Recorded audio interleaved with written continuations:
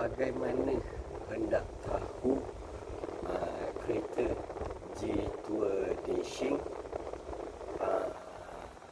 variant Comfort atau Prime? So ada dua cara yang saya telah kenal pasti. Yang pertama adalah cek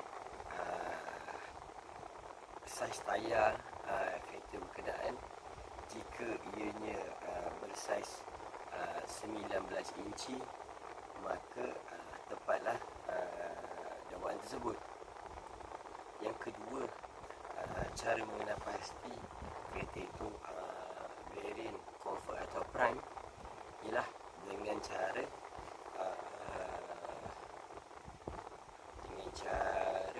melihat